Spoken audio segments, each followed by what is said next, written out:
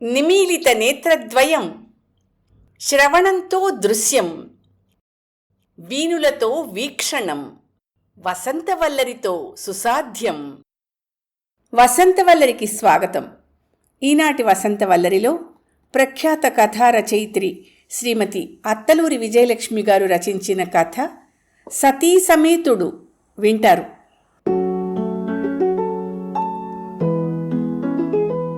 Mobile ఆగకుండా మోగుతుంటే అప్పుడే స్నానం చేసి బాత్రూంలోంచి వచ్చిన రాంబాబు గబుక్కన టీపాయ్ మీదనున్న ఫోన్ అందుకొని హలో అంటూ వంటగది వైపు తొంగి చూశాడు. ఆ మహాతల్లి ఎక్కడికెళ్ళింది ఫోన్ తీయకుండా అన్నట్టు. అవతల నుంచి వినిపించిన స్వరం రాంబాబుని నిటారుగా మార్చింది. రాంబాబు, శ్రీధర్ పిలిచాడు. రాంబాబు గుండె దడదళ్లాడింది, గొంతు మూగబోయింది. నేను శ్రీధర్ని రాంబాబు. అతని స్వరంలో కంగారు, సన్నటి జీర. రాంబాబు మరోసారి వంటగది వైపు తొంగి చూసి అక్కడి నుంచి నడిచి బాల్కనీలోకొచ్చాడు. ఏరా బావున్నావా? నూతులోంచి వచ్చినట్టుగా అనిపించింది శ్రీధర్కి రాంబాబు గొంతు. అదేం పట్టించుకోకుండా చెప్పాడు. కళ్యాణికి సీరియస్గా ఉంది, హాస్పిటల్లో జాయిన్ చేశాం. నెత్తిన పెద్ద ఆటం బాంబు పడినట్టయింది. చేతిలో ఫోన్ వణికింది, నుదుటి మీద చిరుచెమటలు పట్టాయి. ఏమైంది? తడబడుతూ అడిగాడు. తెలీదు. ఉదయం 5ంటికి లేచింది, బ్రష్ చేసుకుని కాఫీ కాచుకోవడానికి వెళ్ళబోతూ వంటింటి గుమ్మంలో బోర్లా పడింది. నుదుటికి గాయమైంది. వెంటనే స్పృహ తప్పింది. నేను అనుకోకుండా రాత్రి అక్క దగ్గరే ఉన్నాను కాబట్టి అదృష్టం బాగుండి సమయానికి హాస్పిటల్కి తీసుకెళ్ళాను. ఏ హాస్పిటల్? కొంచెం నీరసంగా అడిగాడు Rambabu. Care hospital, Banjara hills. నీకు చెప్పడం నా బాధ్యతగా భావించి చెప్తున్నాను. ఆ తర్వాత మీ ఇష్టం అన్నట్టుగా ఫోన్ పెట్టేశాడు శ్రీధర్. రాంబాబు అణువణువు చచ్చుబడినట్టయింది. కాళ్ళు వణికిపోతున్నాయి. చల్లగాలి వీస్తున్నా మొహం నిండా చెమటలు కమ్మేశాయి. అక్కడే ఉన్న కుర్చీలో నిస్సత్తువగా కూలబడిపోయాడు. నీకు చెప్పడం నా బాధ్యతగా భావించి చెప్తున్నాను. శ్రీధర్ స్వరం చెవుల్లో గింగురుమంటోంది. కళ్యాణికి అనారోగ్యమా? అది కూడా హాస్పిటల్లో చేర్చేంత తీవ్రంగానా?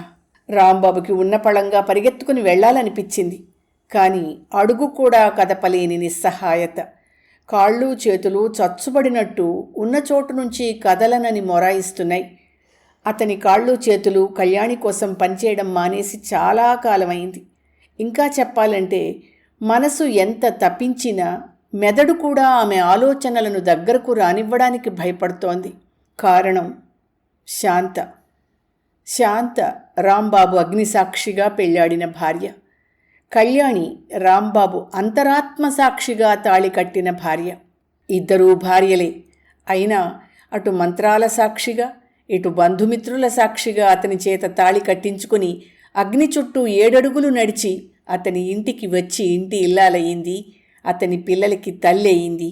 అతని జీవితాన్ని శాసించే మహారాణి అయింది శాంత. విజయవాడ కనకదుర్గమ్మ కొలువైన ఇంద్రకీలాద్రి సాక్షిగా పసుపుతాడు కట్టిన కళ్యాణి భార్య అయింది. అతని కూతురికి తల్లి అయిందే కాని ఇంటి ఇల్లాలు కాలేకపోయింది. అతని జీవితంలో అధికారికంగా భాగమూ కాలేకపోయింది. శాంత హక్కులతో అతన్ని కట్టేసింది. కళ్యాణి ప్రేమతో, అనురాగంతో అతన్ని కొంతకాలం ఇంటికి రప్పించుకుంది. కానీ చట్టపరమైన హక్కుల్ని మాత్రం పొందలేకపోయింది. ఎన్నోసార్లు తన హక్కుల కోసం పోరాడాలనుకుంది కళ్యాణి. కానీ సాక్ష్యం లేని పెళ్లిని రుజువు చేయడానికి కొండలకి మాటలొస్తే బావుండని ఎదురుచూస్తూ 15 ఏళ్లు గడిపేసింది. కాలేజీ రోజుల్లో ప్రేమించుకొని, ప్రమాణాలు చేసుకుని, ప్రణాళికలు వేసుకుని, ఉద్యోగాలతో చెరోదారిలోకి మారే సమయంలో 2 పసుపు కొమ్ములతో, ఒక పసుపు దారంతో ఆమె భావాల మీద, ఆమె స్వేచ్ఛ మీద, ఆమె నిర్ణయాల మీద అధికారం సొంతం చేసుకున్నాడు రాంబాబు. ప్రేమించడం తప్ప వంచడం తెలియని సున్నిత మనస్కురాలు కళ్యాణి. అతను పొందిన హక్కులను ప్రశ్నించలేదు. అది చాలా సహజం అనుకుంది. కళ్యాణి చెన్నైలో, రాంబాబు హైదరాబాదులో ఉద్యోగాల్లో చేరారు. నెలకోసారి కళ్యాణి దగ్గరకు భర్తగా, హక్కుగా వస్తూ ఆమె జీవితం మీద కూడా ఆధిపత్యం సంపాదించుకున్నాడు. అయితే హైదరాబాదు ఏనాడూ వెళ్ళని కళ్యాణికి తెలియని రహస్యం ఓ దుర్ముహూర్తాన విజయవాడలో అక్కగారి ద్వారా తెలిసింది.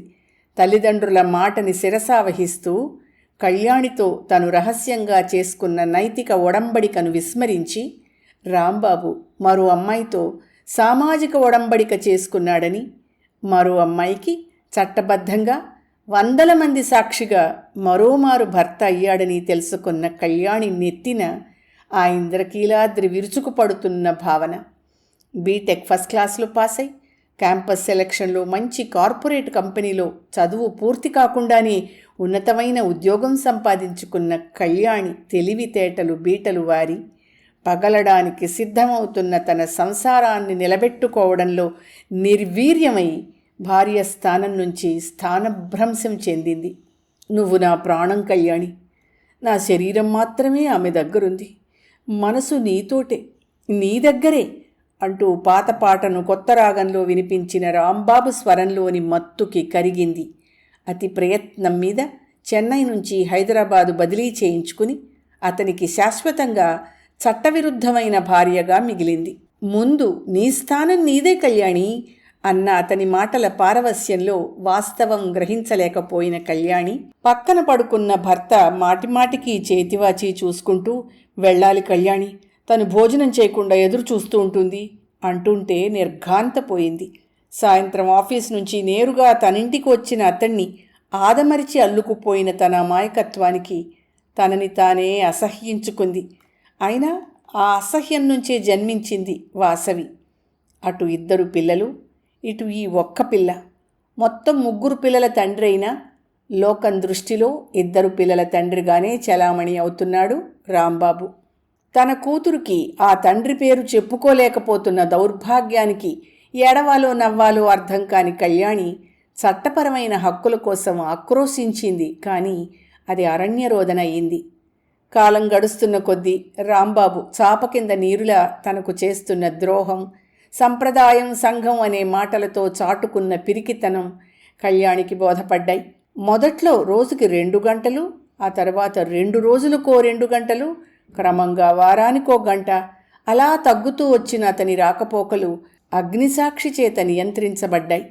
ఇద్దరికీ వారధిగా మారి వాళ్లని కలపడానికి ప్రయత్నించిన మరో స్నేహితుడు శ్రీధర్ కూడా రాంబాబులోని పిరికితనాన్ని, ఎస్కేపిజాన్ని, స్వార్థపూరిత తత్వాన్ని అసహ్యించుకోవడం ప్రారంభించి కళ్యాణికి సలహా ఇచ్చాడు. ఒక పనికిరాని వ్యక్తి కోసం దిగులుతో ఏడుస్తూ, అతని కోసం నిరీక్షిస్తూ ఎందుకమ్మా కళ్యాణి నీ జీవితాన్ని నాశనం చేసుకుంటున్నావు? పొరపాటున కాలు జారి కింద పడ్డామని లేవకుండా అలాగే ఏడుస్తూ కూర్చుంటావా?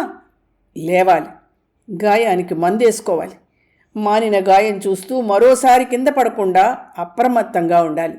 అంతేకాని ఇలా ఏడుస్తూ ఉంటే నీ జీవితంతో పాటు ఆ చిన్నారి తల్లి భవిష్యత్తు కూడా పాడు చేస్తావు అని చెప్తున్న శ్రీధర్ కళ్యాణి కళ్ళకి గీతాబోధన చేస్తున్న కృష్ణ పరమాత్మలా కనిపించాడు. ఆ క్షణం నుంచి అతన్ని తన సోదరుడిగా భావిస్తూ కష్టసుఖాలు పంచుకుంటూ రాంబాబుని మర్చిపోవడానికి ప్రయత్నించింది. భార్య అదుపాజ్ఞల్లో నిస్సిగ్గుగా బతికే రాంబాబుకి పిల్లని చూడాలని ఉన్నా కంట్రోల్ చేసుకునే సహనం ఉంది. అందుకే కాలగర్భంలో మరో 4 ఏళ్లు గడిచినా, కళ్యాణి ఆరోగ్యంలో అనూహ్యమైన మార్పులు వచ్చినా, భార్య మాట జవదాటని బుద్ధిమంతుడని బిరుదు నిలబెట్టుకోవడానికి కృషి చేస్తూనే ఉన్నాడు. ఇప్పుడు కళ్యాణికి ఆరోగ్యం బాగోలేదు. హాస్పిటల్లో అడ్మిట్ చేశాడు శ్రీధర్. ఆమెను చూడ్డానికే కాదు, ఆమెకి సేవ చేయడానికి కూడా రాంబాబు వెళ్ళాలి. అది అతని బాధ్యత. పంచభూతాలలో అగ్ని తప్ప సూర్యుడు, చంద్రుడు, నీరు, వాయువు అన్నీ చూశాయి అతను ఒకనాడు కళ్యాణి మెడలో తాళి కట్టడాన్ని.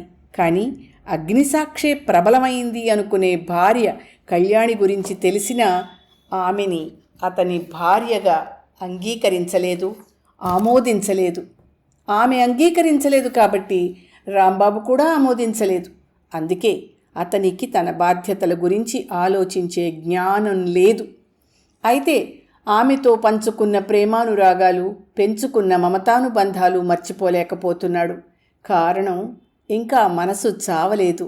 కళ్యాణిని చూడ్డానికి వెళ్ళాలని ఉన్నా ఎక్కడికి వెళ్తున్నావు అని అడిగే భార్యకి సమాధానం చెప్పే సాహసం అతనికి లేదు. బుజ్జగించి బతిమాలి వెళ్లే చాకచక్యం అంతకన్నా లేదు.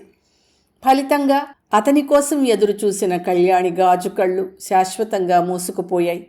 అప్పుడొచ్చింది అతని నోటి నుంచి ఒక్క మాట. తను తను పోయిందిట శాంత. ఒక్కసారి వెళ్ళి చూసొస్తాను. శాంత గంభీరంగా తాను బయలుదేరింది. పదండి, వెళ్ళడం మన ధర్మం. అతను ఆమె వెనుక కదిలాడు. సతీ సమేతంగా మరో సతి అంత్యక్రియలకు హాజరైన రాంబాబుని చూస్తే అసహ్యం, జుగుప్స ఉప్పెనలా కలిగాయి శ్రీధర్లు. భార్య వెనుకాల కళ్యాణి శవం దగ్గర 10 నిమిషాలు మౌనం పాటించిన రాంబాబు ఎవరికీ చెప్పకూడదు అన్న సంప్రదాయం పాటిస్తూ బయటికి కదిలాడు. ఇంటికి వెళ్ళగానే తాళం తీసి లోపలికి వెడుతూ అంది అతని భార్య, స్నానం చేసి బట్టలు తడిపేయండి. అతను మౌనంగా బాత్రూంలోకి నడిచాడు.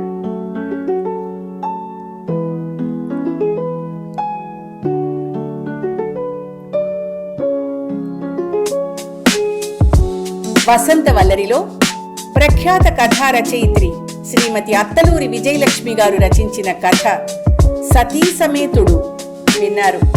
ఈ కథ గతంలో ఆంధ్రభూమి దినపత్రికలో ప్రచురితమైంది. వసంతవల్లరిలో ఇవాల్టి కార్యక్రమం మీకు నచ్చిందని ఆశిస్తున్నాను.